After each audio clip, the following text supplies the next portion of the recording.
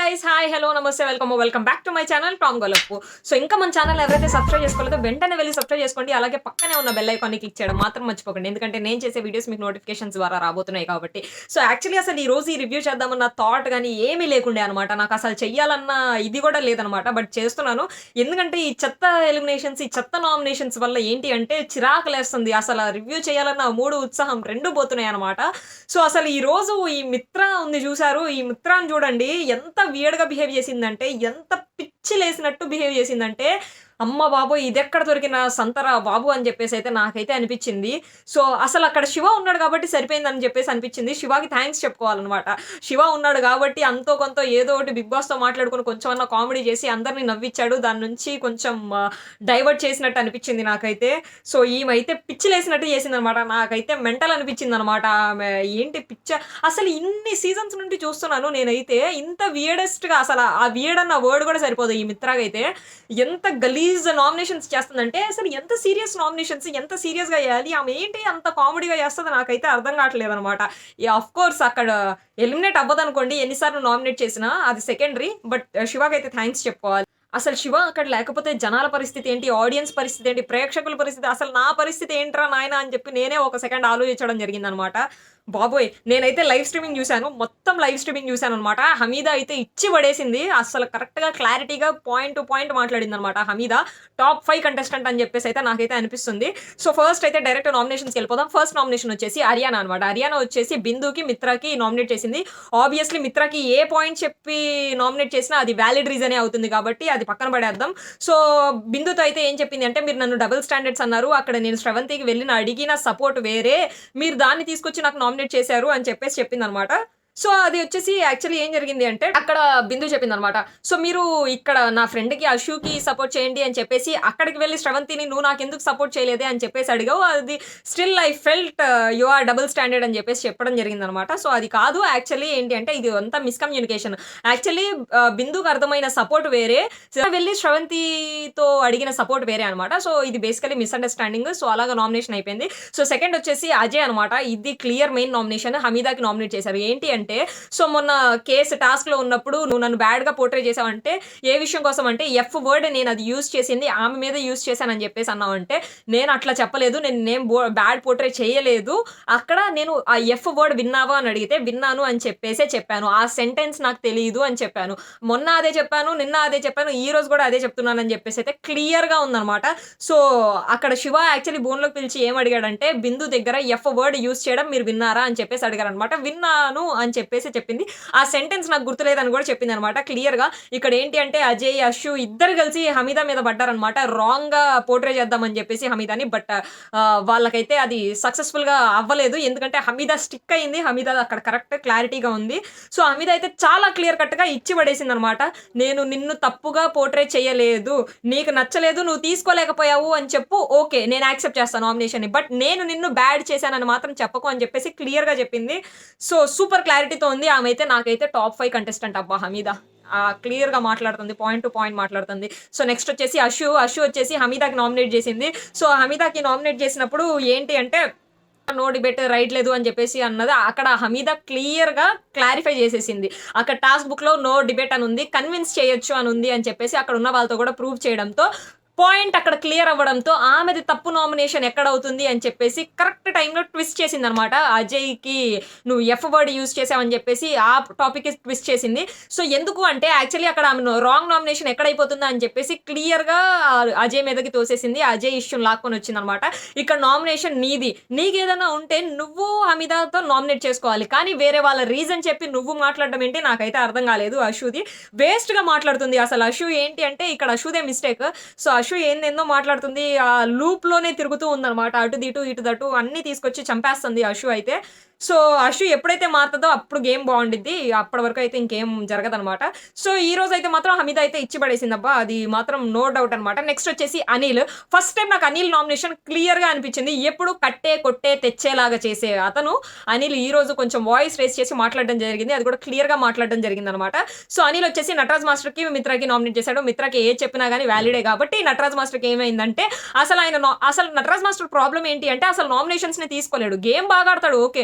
నామినేషన్స్‌ని తీసుకోలేకపోతాడు. అదేంటో పర్సనల్‌గా ఆయనకాయనే అజంప్షన్స్ చేసుకొని పర్సనల్‌గానే చేస్తున్నట్టు అని అనుకుంటాడనమాట.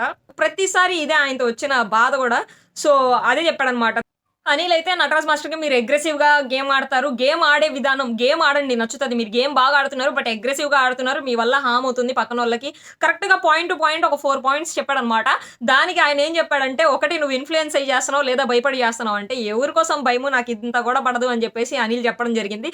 నువ్వేం చేస్తావు? నువ్వేం చేస్తావు? నువ్వు నన్నేం చేయలేవు అది ఇది అని చెప్పేసి చెప్పడం జరిగింది. అసలు నటరాజ్ మాస్టర్ నామినేషన్స్‌ని తీసుకోలేడబ్బా! ఇది మారితే బావుండిద్ది గానీ లేదంటే నటరాజ్ మాస్టర్ అంతే.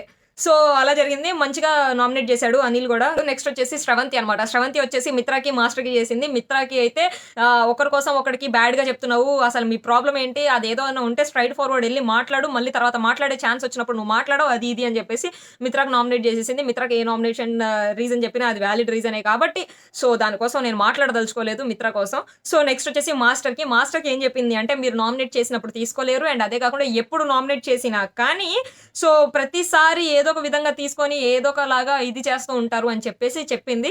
సో, అప్పుడు కూడా ఏంటి అంటే నటరాజ్ మాస్టర్ ఏందేందో మాట్లాడాడనమాట. ఏంటి పాండవులు 5, కౌరవులు 100 మంది ఏదో పురాణాల స్టోరీ చెప్పేసి శకుని వల్ల యుద్ధం జరిగింది. ఆ శకుని నువ్వే ఆయనేంటి అసలు నాకేం అర్థం కావట్లేదు. 'జంగిల్ బుక్' నుంచి పురాణాల్లోకి వెళ్ళిపోయాడనమాట. కుక్క, నక్క, పంది అనే అతను ఇప్పుడు పాండవులు, కౌరవులు దగ్గరికెళ్ళిపోయారు. ఏందో ఆయన ఇదే తగ్గించుకుంటే మంచిదనమాట నటరాజ్ మాస్టర్‌కి. నేను సెకండ్ టైమ్ వచ్చాను. మీరు ఫస్ట్ టైమ్ వచ్చారు. ఇట్లాంటి మాటలు చాలా తగ్గించుకుంటే చాలా మంచిది నటరాజ్ మాస్టర్‌కి. సో, ఆయనేందో అర్థం కావట్లేదు. అలాంటివి తగ్గించుకుంటే చాలా బావుండిద్ది. మిత్ర అఖిల్ అని మర్చిపోయాను. అఖిల్ మిత్రకి సూపర్ పాయింట్ చెప్పాడనమాట. క్లియర్‌గా చెప్పాడు. ఎందుకంటే శివ నువ్వు ఎప్పటి నుంచి పరిచయం? అతను నీ సొంత అన్నయ్య కాదు, నీ కజిన్ కాదు. మరి ఎందుకు అన్ని ఎక్స్‌పెక్టేషన్స్ పెట్టుకుంటున్నావు? ఎవరు ఎన్ని చెప్పినా గాని ఎవరితో రిటర్న్ మాట్లాడవు. మళ్ళీ శివ మీదే ఎళ్లి అరుస్తావు. శివ మీదే పడతావు. ఏంటి ఇది అసలా? క్లారిటీ ఇయ్యవు. అది ఇది అని చెప్పేసి క్లియర్‌గా అఖిల్ అయితే పాయింట్ క్లియర్ చేశాడు మిత్రకి నామినేట్ చేసి. నాకు కూడా అదే అనిపించింది. అఖిల్ నామినేషన్ చేస్తే మాట్లాడవు. నేను నామినేట్ చేస్తే మాట్లాడదు. వేరే వాళ్ళు నామినేట్ చేస్తే మాట్లాడదు. అషు నామినేట్ చేసినా, అరియానా నామినేట్ చేసినా, మమూయత్ ఖాన్ నామినేట్ చేసినా, ఎవరు నామినేట్ చేసినా మాట్లాడదు. ఓన్లీ శివ మీద, మహేష్ మీద అయితే పడిపోద్ది నోరేసుకొని. అది క్లియర్‌గా చెప్పాడనమాట. సో, నెక్స్ట్ వచ్చేసి అది క్లియర్‌గా చెప్పాడు. అబ్బబ్బబ్బబ్బబ్బా! ఏం పిచ్చి తలనొప్పిరా నాయనా! పిచ్చి నామినేషన్ అసల ఆ పిల్లది ఏందో అర్థమయ్యదు. అసల అబ్బబ్బబ్బబ్బబ్బా! మళ్ళా లాస్ట్‌కి వెళ్ళేమో శివతో కూర్చొని అన్నీ క్లియర్ చేసుకుందాం, అంతా క్లియర్ చేసుకుందాం అది ఇది అని చెప్పేసి చెప్తది. అన్నీ మాట్లాడుతది. మళ్ళీ నేను వెళ్ళలేకపోతున్నాను, ఇక్కడే ఉంటున్నాను, బయటకి వెళ్ళలేకపోతున్నాను. నువ్వెలా ఎళ్తావమ్మా? అసలు నువ్వెందుకెళ్తావమ్మా? నువ్వు డైరెక్ట్ విన్నర్ చేసినా గాని ఆశ్చర్యపడాల్సిన అవసరం లేదు జనాలు. నువ్వెక్కడికి పోవు. నువ్వు ఇంట్లోనే ఉంటావు. ఆ బిగ్ బాస్ హౌస్‌లోనే ఉంటావు. టాప్ 2 విన్నర్ అయిపోయినా గాని డౌట్ లేదనమాట 'మిత్రా శర్మ' అంతలాగుంది. ఏదో ఎలక్షన్స్‌కి పోరని ఉండొచ్చు గానీ, ఎంత స్ట్రాంగ్ పీఆర్ టీమ్ హౌస్‌లో ఆమె చెప్తుంది. నా కోసం 30 మంది పని చేస్తున్నారు బయట అని జెప్పేసి. షబ్బా! ఆమె కోసం ఎంత మాట్లాడుకున్నా తక్కువే. సో, అది. హుహ్! సో, ఫైనల్లీ ఈ వీక్ గూడా మిత్ర అయితే ఎలిమినేట్ అవ్వదండి. మిత్ర ఎలిమినేట్ అవ్వదు అండ్ స్రవంతి. మిత్ర అండ్ స్రవంతి వీళ్ళిద్దరూ ఎలిమినేట్ అవ్వరండి. ఇంక మిగతా వాళ్ళెవరైనా ఎలిమినేట్ అవుతారేమో గానీ వీళ్ళిద్దరైతే అవ్వరనమాట. ఏమో మేబీ ముమ్ము ఎలిమినేట్ అయిపోవచ్చని జెప్పేసి అనిపిస్తుందనమాట నాకెందుకో. మరి చూద్దాం. అనిల్, అరియానా, అఖిల్. అఖిల్ కెప్టెన్ కాబట్టి అనిల్, అరియానా తప్ప మిగతా వాళ్ళందరూ నామినేషన్స్‌లోనే ఉన్నారు. నెక్స్ట్ నామినేషన్ వచ్చేసి నటరాజ్ మాస్టర్ అనమాట. సో, నటరాజ్ మాస్టర్ ఏంటి అంటే అనిల్‌ని నామినేట్ చేయడు. కానీ అనిల్ ఫోటో పట్టుకొచ్చి అనిల్‌తో అయితే మాట్లాడతాడనమాట. ఏం చెప్పాడంటే, "నువ్వు నన్ను ఇంట్లోంచి బయటకి పంపించాలంటే నువ్వు నన్ను నామినేట్ చేస్తావేమో. నేను నిన్ను ఇంట్లోంచి పంపించను. నేను నీతోనే గేమ్ ఆడతా ఇక్కడే ఉంచి" అని చెప్పేసి చెప్పాడు. మరి అలాంటప్పుడు తేజుని ఎందుకు నామినేట్ చేసి పంపించారో నాకైతే అర్థం కాలేదు. పాపం అనవసరంగా తేజుని నామినేట్ చేసి పంపించారు. "నువ్వు ఆడపులి అయితే నేను మగ సింహాన్ని" అది ఇది అని చెప్పేసి హడావుడి చేసేసి అనవసరంగా తేజుని నామినేట్ చేసి ఎలిమినేట్ చేసి పంపించేశారు. అసలు ఆమె అయితే టాప్ 5 కంటెస్టెంట్. ఏమీ లేకుండా పర్సనల్ గ్రడ్జ్ ఒకటి కోపం మీద చేసి పంపించేశారు అనవసరంగా. ఎందుకు చేశారు మరది? ఆడొచ్చు కదా ఇంట్లో కూర్చోబెట్టుకొని తేజుతో. షబ్బా! అది గూడా వేస్ట్. సో, నెక్స్ట్ అయితే శివ నామినేషన్స్‌లో అయితే ఒక మాట అయితే క్లియర్‌గా చెప్పాడు. క్లారిటీ ఇచ్చాడనమాట. నాకు చాలా నచ్చింది. ఏంటి అంటే, అందరూ నన్ను లైట్ తీసుకుంటున్నారు. నేనేదైనా తీసేసుకుంటాను అని చెప్పేసి అన్నీ ఇచ్చేస్తున్నారు. అలా తీసుకోవద్దు అని చెప్పేసి క్లియర్‌గా ఒక 4 ఫోటోస్ తీసుకొచ్చి అశ్విని ఎగ్జాంపుల్‌గా చూపించి చెప్పడం జరిగింది. నాకైతే చాలా నచ్చిందనమాట. సో, ఏది నేను లైట్‌గా తీసుకోను. ఏది పడితే అది ఇచ్చేస్తే నేనెందుకు తీసుకుంటాను. సో, ఏదైనా సరే పాయింట్ చెప్పి ఇవ్వండి అని చెప్పేసైతే క్లియర్‌గా చెప్పాడు. నాకైతే చాలా కరెక్ట్ అనిపించింది. నటరాజ్ మాస్టర్ ఫోటో కూడా తీసుకొచ్చి క్లియర్‌గా నామినేషన్ పాయింట్ గట్టి పాయింట్ ఉంటే నామినేట్ చేయండి. మీరు మొన్న 3 టైమ్స్ నామినేట్ చేశారు. అక్కడ రీజన్ లేదు అని చెప్పేసి క్లియర్‌గా చెప్పాడు. అండ్ మహేష్‌కి అయితే నువ్వు నన్ను నామినేట్ చేసావు. ఆయన 3 టైమ్స్ నామినేట్ చేసినా నేను ఆయన నామినేషన్‌లో నామినేట్ అవ్వలేదు. నువ్వు ఒకసారి నామినేట్ చేస్తే నీ నామినేషన్‌లో నేను నామినేట్ అయ్యాను అని చెప్పేసి అయితే మహేష్‌కి నామినేట్ చేశాడనమాట. సో, నెక్స్ట్ వచ్చేసి మొమీద్ ఖాన్ వచ్చేసి మహేష్‌కి నామినేట్ చేసింది. మిత్రాకి నామినేట్ చేసింది. మిత్రా విషయం పక్కన పెట్టేయండి. మహేష్‌కి అయితే నామినేషన్స్‌లో అస్సలు మమ్ము కూడా అంతే. నామినేషన్స్ అస్సలు తీసుకోదు. సేమ్ నటరాజ్ మాస్టర్ లాగే. ఈమె కూడా అలాగే. తనకెవరైనా నచ్చకపోతే టార్చర్ చేసేస్తదనమాట. సేమ్ ఫస్ట్ సీజన్‌లో ఎలా అయితే ఉందో సేమ్ డిట్టో ప్రింట్ ఇక్కడ కూడా మమ్ము అలానే ఉంది. ఏది చేంజ్ అవ్వలేదు. అప్పుడు కూడా అంతే ధనరాజ్‌ని నానా హింస పెట్టిందనమాట. అక్కడ ధనరాజ్‌ని ఎట్లాగైతే చూసిందో, ఎట్లాగైతే టార్చర్ చేసిందో ఇక్కడ మహేష్‌ని కూడా అట్లనే చేస్తుంది. నాకు సేమ్ సీజన్ 1లో ముమేద్ ఖాన్ ఎలా ఉందో నాకు ఇట్లా మహేష్ విషయంలో నాకు అట్లా అనిపించిందనమాట మమ్ముది. సో, మిత్రా నామినేషన్‌లో కూడా అదే అంటుంది. చూడు మీ మహేష్ అన్నయ్య చూడు అది ఇది అని చెప్పేసి. నటరాజ్ మాస్టర్ ఇంకోటి ఏంటి అంటే ఇది తగ్గించుకోవాలి. బెబ్బెబ్బే అట్లాగా హ్యూమిలేటివ్‌గా మాట్లాడకూడదు. అట్లా ఎక్కిరించకూడదు కూడా. సో, మిత్ర అంటున్నానేంటి మొమ్ము కూడా సేమ్ అట్లానే ఉందనమాట. ఫస్ట్ సీజన్‌లో ఎలా ఉందో అలాగనే ఉంది. మొమ్ము కూడా ఇది చేంజ్ చేసుకుంటే బావుండిద్ది. మరీ అంతలాగా చేయకూడదనమాట. నాకైతే నచ్చలేదు. మేబీ మొమ్మునే వెళ్ళిపోవచ్చు. చెప్పలేము. సో, అండ్ ఇంకోటేంటంటే ఈ వీక్ అందరూ ఇదిలో ఉన్నారు కాబట్టి, అందరూ నామినేషన్స్‌లో ఉన్నారు కాబట్టి, డబుల్ ఎలిమినేషన్ గూడా జరిగుండొచ్చు. If in case double elimination జరిగితే కనక ఒకళ్ళైతే సీక్రెట్ రూమ్‌కి వెళ్ళే ఛాన్స్ అయితే ఉండిద్ది. మరి చూద్దాం ఏం జరుగుతదో ఏంటి అని జెప్పేసి. లాస్ట్ వచ్చేసి అఖిల్ అనమాట. అఖిల్ వచ్చేసి బిందుకి నామినేట్ చేశారు. ఏంటి అంటే, "నువ్వు అందరికి నేమ్స్ పెట్టేస్తావు. సైకియాటిక్ అంటావు, కన్నింగ్ అంటావు, అగ్రెసివ్ అంటావు. నువ్వు అగ్రెసివ్ ఫస్ట్. ఎందుకంటే మైక్ తీసేసి పడేసి ఎళ్ళిపోయావు. ఒక టాస్క్, ఒక ప్రక్రియ జరిగేటప్పుడు అగ్రెషన్‌లో, కోపంలో తీసి పడేసి ఎళ్ళిపోయావు" అని చెప్పేసి చెప్తే, అక్కడ బిందు కామ్‌గా ఉండుంటే బావుండేది. బిందు ఏమనిందంటే, "నువ్వు గూడా పూల్‌లో పడేసావు" అని చెప్పింది. అక్కడ ఆయన పూల్‌లో ఎక్కడ పడేసాడమ్మా? ఆయన అనుకోకుండా పడ్డాడు అక్కడ. అంతేగాని పడేయలేదు. అక్కడ కామ్‌గా ఉంటే బావుండనిపించింది. నాకు బిందుది చాలా సిల్లీ అని అనిపించిందనమాట. చాలా చాలా చాలా సిల్లీ అనిపించింది అక్కడ. సో, ఇది ఈరోజు నామినేషన్స్. యాక్చువల్లీ నేను చాలా తక్కువ టైమ్‌లో క్లియర్ చేద్దాం అని చెప్పేసి ఏదేదైతే మెయిన్ పాయింట్స్ ఉన్నాయో అదే చెప్పడం జరిగింది. అండ్ మీకు గనక నచ్చినట్లయితే గనక లైక్ చేయండి, షేర్ చేయండి, కమెంట్ చేయండి. అలాగే ఇంకా మన ఛానల్ ఎవరైతే సబ్స్క్రైబ్ చేసుకోలేదో వెంటనే వెళ్లి సబ్స్క్రైబ్ చేసుకోండి.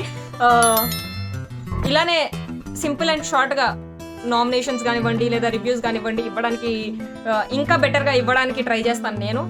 Thank you. Tata. By by.